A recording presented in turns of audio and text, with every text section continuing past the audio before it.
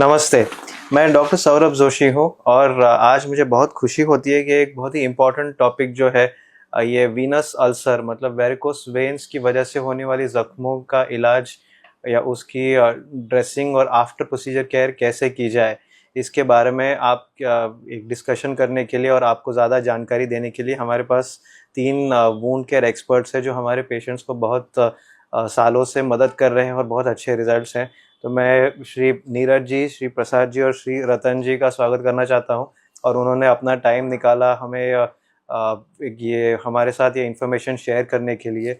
ये इनके लिए बहुत थैंक यू। और शुरू करते हैं ये पहले तो जानने के लिए कि वेरिकोज अल्सर होता क्या है। तो ये वेरिकोज अल्सर होता है कि वेरिकोस वेन्स की वजह से पैर पे बनने वाली जख्म को वेरिकोज अल्सर कहते हैं और ये टिपिकली एक छाला या जख्म होती है जो बहुत ही स्लो भरती है या भरने को बहुत टाइम लेती है, ये शायद भरती भी नहीं है। ये क्यों होता है? क्योंकि उसके नीचे जो जो वेन्स होते हैं, मतलब ये अशुद्ध खून ऊपर पैर से दिल की तरफ ले जाने वाली वाहिनियाँ होती हैं, वो बराबर से काम नहीं करती, जिसकी वजह से स्किन में बदलाव हो के त्वचा खराब हो के जख्म हो जाती है। और इसका पहले तो नसों का उपचार करना भी ज़रूरी होता है, जिसके अलग अलग मेथड्स होते हैं। या तो आप लेज़र हो गया, रेडियो फ्रीक्वेंसी एब्लेशन हो गया, या फिर अभी जो नया ट्रीटमेंट आया है वीनासील। तो इन अलग अलग ट्रीटमेंट से पहले तो नसों का उपचार किया जाता है, जिससे ये अशुद्ध खून अपने स्किन के नीचे थमा ना रहे।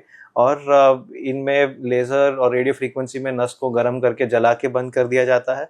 पर वीनासील में क्या करते हैं कि हम नस को बिना जलाए अंदर से दवा दे के उसको चिपका देते हैं, जिसमें हमें पेशेंट को बेहोश करने की ज़रूरत नहीं होती।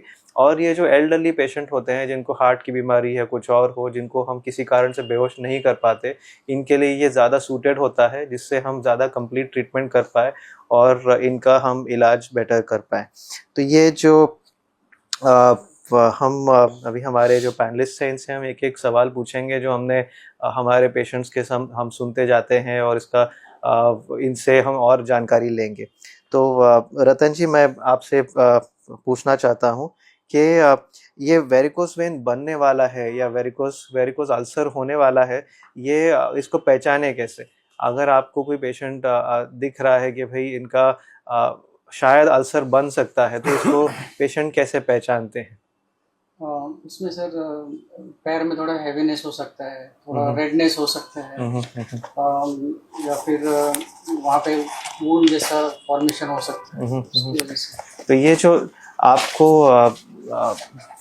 ये मुझे जो आपके एक्सपीरियंस में ये पेशेंट्स बताते हैं कि उस भाग में या एंकल के अंदरूनी भाग में खुजली वगैरह होने लगती है ज़्यादा। बहुत बार होता है, पेशेंट इचिंग करता है या नाखून लग जाता है, वहाँ से स्किन रप्चर होके वहाँ से इन्फेक्शन घुसने का चांसेस रहता है। और ज़्यादातर इस एरिया के ऊपर ही सब होता है। अच्छा। और ज़्यादातर कि हमने वो एंकल के अंदर के भाग में जख्म देखे जाते हैं। और आप जब इतने सारे वेरिकोज अल्सर पेशेंट से इंटरेक्ट करते हैं, तो इसमें आपने क्या देखा है कि ये जो जख्म है ये अपने आप से बनती है या फिर जो डैमेज स्किन पे खुजली होने से पेशेंट उसको इरिटेट करके कुछ इंजरी के बाद बन जाती है? मोस्टली तो पेशेंट कुछ करते हैं, इरिटेशन करते हैं, तब भी होती है। अपने आप भी चांसेस बहुत कम होते हैं अपने आप होने का। ये दो रीजन। और ज्यादा करके ये वेरिकोज अल्सर के पेशेंट्स का आपने जो एज ग्रुप देखा होगा, ये ज्यादा करके एल्डरली बुजुर्ग पेशेंट होते हैं या यंग पेशेंट में ज्यादा होता है? अबव 40 भी कॉमन है आजकल, यंग पेशेंट में भी आजकल कॉमन है, but elderly is very common. Elderly patient having history, जो फैमिली हिस्ट्री है जिसमें उनमें काफ़ी कॉमन। ग्रेट, थैंक यू रतन जी। ये प्रसाद जी, आपको ये एक तो वेलकम टू द डिस्कशन। और ये जो वेरिकोज अल्सर होता है, जो घाव होता है, इसकी सही देखभाल क्यों ज़रूरी होती है? और अगर हम समझो किसी ने वेरिकोज वेन का उपचार भी कर दिया, पर ये अल्सर को ठीक से ड्रेसिंग करना ये क्यों ज़रूरी है, या नहीं होने से क्या हो सकता है? सर नॉर्मली जब भी वुंड होता है या उसको जख्म बोलते हैं, वो अगर हुआ तो उसको प्रॉपर ड्रेसिंग जैसे डॉक्टर्स बोलते हैं वो हिसाब से उन्होंने डिसाइड किया हुआ ट्रीटमेंट फॉलो करना पड़ता है।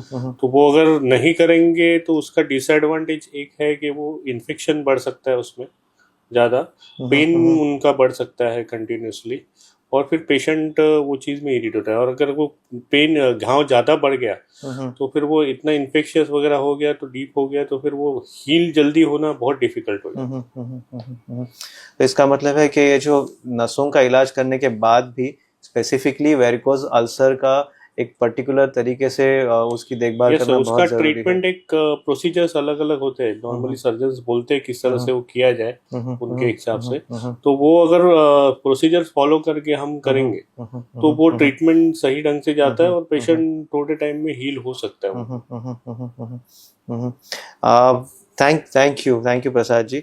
नीरज जी, मैं आपको पूछना चाहता हूँ कि ये जो वेरिकोस अल्सर के लिए जो अलग अलग टाइप के ड्रेसिंग होते हैं, आप एक थोड़ा सा ओवरव्यू दे सकते हैं कि कौन से टाइप के ड्रेसिंग आप यूज़ करते हो, या कंप्रेशन के लेवल्स क्या होते हैं, या ड्रेसिंग करते समय आपको कभी कभी कुछ जो डिब्राइडमेंट कहते हैं, जो ऊपर का जो पीला है बायोफिल्म निकालनी होती है, इसके बारे में थोड़ा सा आप ओवरव्यू दे सकते हैं?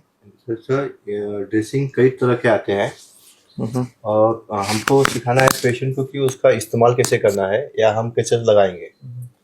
और पेशेंट को बताना है कि जैसे डिपेंड ऑन होता है कि घाव कैसा है, ज़्यादा फ्लूइड आ रहा है, सूखा है, उस पर पस जमा है, कुछ बायोफिल्म है, तो उसे निकालने के लिए अलग अलग तरह के ड्रेसिंग्स आते हैं। जैसे फोम ड्रेसिंग आता है विद सिल्वर, वो जो इन्फेक्शन कंट्रोल करता है और फ्लूइड एब्जॉर्ब करके घाव भरने में सपोर्ट करता है, जिससे घाव जल्दी भरता है। और अगर बायोफिल्म है तो उसके लिए अलग ड्रेसिंग आते हैं। उस पर कभी कभी हम जेल और हाइड्रोक्लोराइड लगाते हैं ताकि वो उसको गला के निकाल दे और घाव भरने में सपोर्ट करे। अच्छा। प्लस कभी कभी सिर्फ जेल और कॉम्प्रेशन से भी घाव ठीक होते हैं, क्योंकि जेल सपोर्ट करता है उसको इरिगेशन करने के लिए और कॉम्प्रेशन हील करता है ताकि सपोर्ट मिले ब्लड फ्लो का, तो घाव उससे जल्दी भर जाते हैं। अच्छा। इसमें सबसे मुख्य होता है कि ड्रेसिंग मटेरियल के साथ में कॉम्प्रेशन लेवल सही होना चाहिए। और यही मिस्टेक होता है, कई पेशेंट खुद ड्रेसिंग करते हैं तो कॉम्प्रेशन लेवल वो टेढ़ा मेढ़ा करते हैं, जिससे कि जैसे कि अगर समझो हम क्रीप बैंडेज लपेट रहे हैं तो कहीं कहीं उन लोग एंकल पे टाइट कर देंगे और काफ पे ढीला कर देंगे। अच्छा। जिससे कि ब्लड फ्लो ऊपर जा नहीं पाता है, नीचे अटक जाता है, तो इससे उनका घाव ठीक नहीं होता है। अच्छा। क्योंकि सर्जरी तो सही होती है, लेकिन सर्जरी के बाद जो उसका एक स्टैंडर्ड केयर होता है वो होगा तो घाव जल्द से जल्द भर जाएगा। अच्छा। अच्छा। और इसके जो अलग अलग प्रोडक्ट्स होते हैं, जो जैसे आपने कहा कि जो जेल ड्रेसिंग होता है या नॉन कॉन्टैक्ट ड्रेसिंग होते हैं, ये आप हर पेशेंट को उसके घाव के हिसाब से देख के आप तीनों उनको जो बेस्ट सूटेड है वो यूज़ करते हैं? यस, वो हम देखते हैं पेशेंट का एज क्या है, उसको किससे इरिटेशन होता है। जैसे बहुत लोग को सिल्वर से इरिटेशन होता है तो उनको हम सिल्वर चीज़ नहीं देते हैं, ताकि प्लेन फॉर्म देंगे या सिल्वर, मतलब डिपेंड ऑन अलग अलग ड्रेसिंग आता है। तो हम पेशेंट देख के डिसाइड करते हैं कि किस घाव के लिए क्या बेहतर रहेगा। क्योंकि कभी कभी पेशेंट बोलता है अरे उनको तो वो लगाया था, मुझे क्यों लगाया नहीं। अच्छा। हाँ। लेकिन उनका और आपके केस में फर्क है। एवरी इंडिविजुअल का थेरेपी बॉडी स्ट्रक्चर अलग होता है, तो डिफरेंट मटेरियल यूज करें तो ज़्यादा अच्छा रिजल्ट देता है। अच्छा। और हर किसी में उम्र, वेट सब उसमें डिपेंड करता है कि उसको क्या लगाना है।